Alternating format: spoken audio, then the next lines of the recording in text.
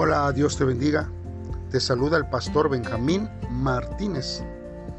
Hoy, 28 de febrero, último día de este mes, hermanos, vamos a estar meditando en el primer libro de Samuel, capítulo 17, del versículo 50 al 58.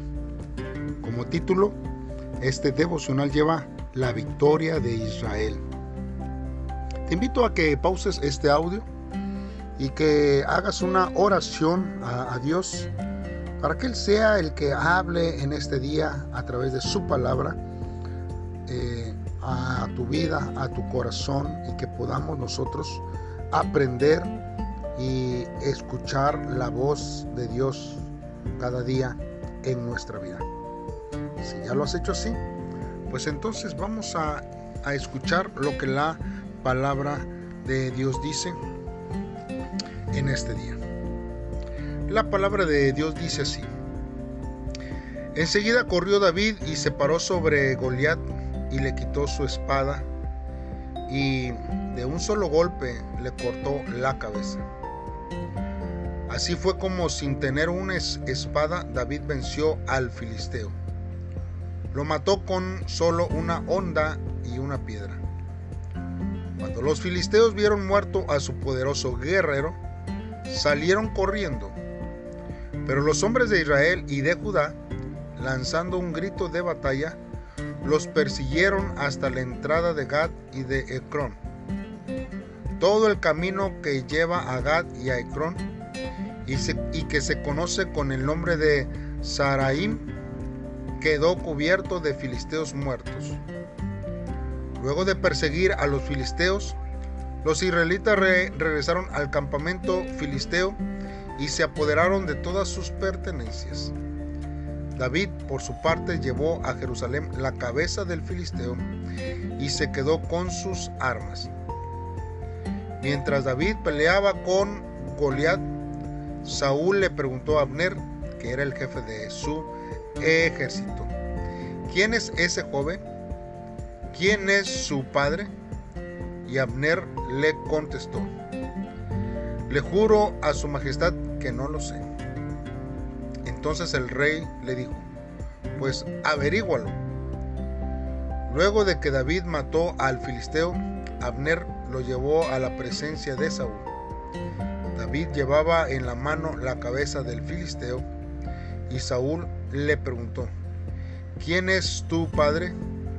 Y David le contestó: soy hijo de Jesé de Belén, servidor de su majestad. Muy bien, hermanos, pues vamos a estar meditando en la palabra de Dios.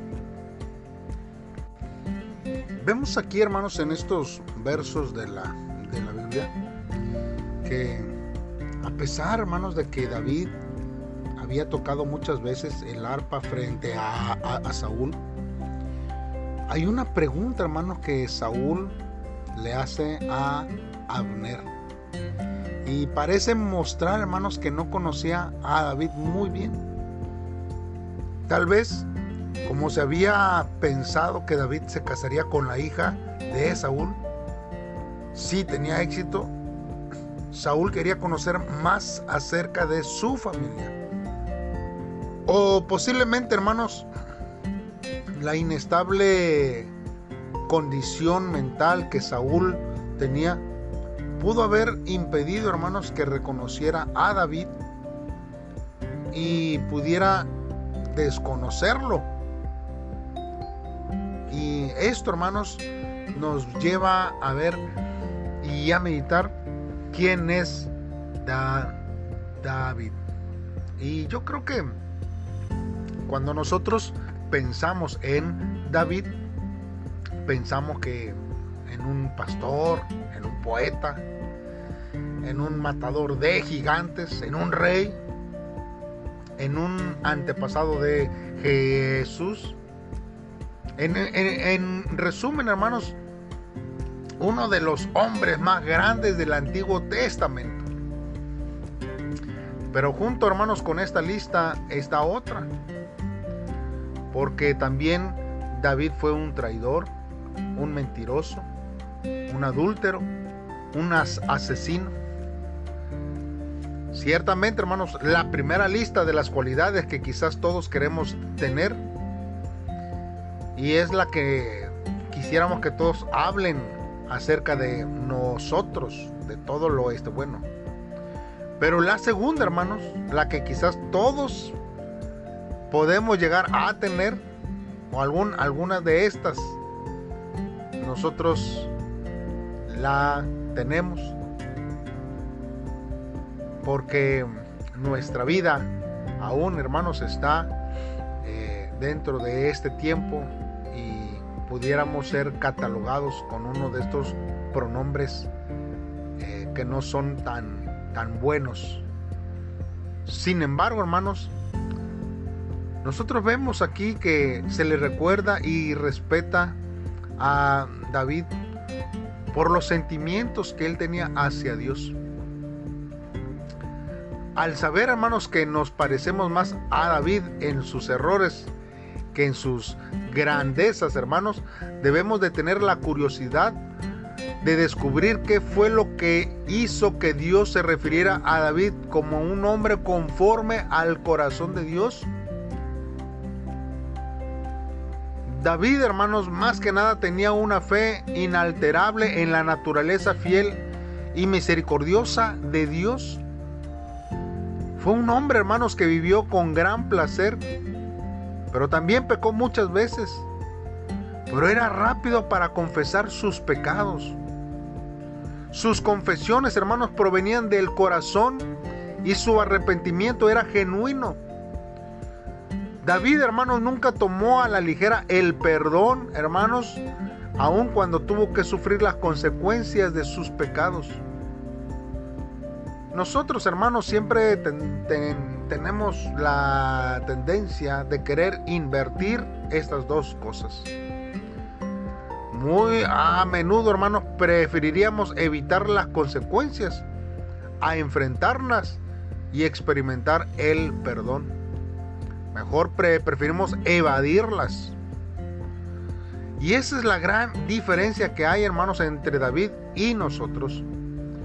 Pues él, hermanos, aunque pecó, y en gran manera, pero no pecó repetidamente, ni cayó en el mismo pecado una segunda vez. Él aprendió de sus errores y aceptó, hermanos, el sufrimiento que traía consigo la consecuencia del pecado.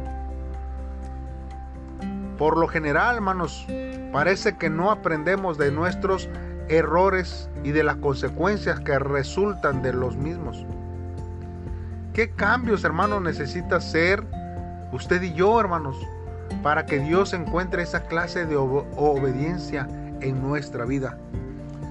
Necesitamos, hermanos, vivir conforme a la voluntad de Dios en nuestras vidas y dejar que Dios sea el que obre en nuestros corazones. Hermanos, cuando nosotros meditamos, si alguien quisiera investigar quiénes somos, cómo vivimos, si Dios buscara dentro de nuestros corazones qué es lo que nosotros pensamos, qué es lo que hay en nuestro corazón, en nuestra mente, entonces nosotros quizás podríamos quedar avergonzados. A lo mejor no, a lo mejor somos bendecidos porque hemos sido obedientes. Ojalá y sea para todos nosotros esta segunda parte sobre nuestra vida. Nosotros, hermanos, tenemos que ver qué es lo que influye, hermanos, en cada batalla que nosotros nos confrontamos en medio de nuestra circunstancia. Y tenemos que ver, hermanos, que Dios es el que fortalece nuestra vida, nuestros corazones, es el que guía nuestros pasos. Tenemos que dejar que Dios influya en cada una de nuestras decisiones cada día y que podamos nosotros crecer en sabiduría y en gracia cada día. Tenemos que reaccionar, hermanos, de una forma positiva en cada logro, en cada victoria, hermanos, porque la gracia de Dios es la que nos está ayudando para poder caminar y seguir. Que ciertamente los errores que nosotros hemos cometido no estén sobre nuestra vida, no sea lo que nos señalen o no sea por lo que otros vean, sino que la influencia de Dios sobre nuestras vidas permanezca sobre nuestra vida y que podamos nosotros vivir conforme a la voluntad de Dios en todo tiempo. Roguemos a Dios, hermanos, y pidámosle que Él nos ayude a vivir conforme a su voluntad. Oremos. Señor, en esta hora aquí estamos. Dios, hemos meditado en tu palabra en este día. Y hemos visto, Señor, que David salió a la guerra sin ningún armamento. Algo que pudiera protegerlo según los lineamientos de ese tiempo, las armaduras de ese tiempo. Dios, esto, Señor, nos hace meditar y alabar tu santo nombre, porque tú fuiste el arma para David en ese tiempo y David salió victorioso. Hoy sé, Señor, que en tu infinita sabiduría, Señor, Goliat murió con su propia espada.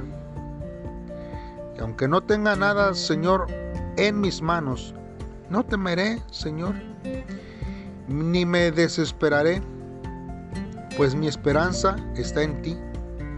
Tú eres mi Dios todopoderoso. Tú me haces andar confiado cada día. Y aunque ciertamente, Señor, el mundo quiera saber quién soy, yo no soy nadie, Señor. Soy alguien insignificante, con errores, con fallas, con faltas. Pero tú eres mi fortaleza. Tú eres mi pronto auxilio. Señor, que mis fallas, que mis debilidades, Señor, no gobiernen y no permanezcan en mi vida, sino que resalten más bien mi pronta acercamiento a ti y pronto arrepentimiento a ti, y que tú puedas ver mi corazón, Señor, diferente, así como vistes con David. Gracias, te alabo, Padre, en el nombre de Cristo Jesús. Amén. Bien, hermanos, te invitamos para que continúes suscribiéndote en nuestras plataformas. Estamos en Anchor, en Spotify, en YouTube, en Facebook. Búscanos y que puedas tener la facilidad para acceder a estos devocionales, compartirlos, y no olvides activar las notificaciones para que seas uno de los primeros en escuchar estos devocionales. Saludos, Dios te bendiga y nos escuchamos mañana. Bendiciones.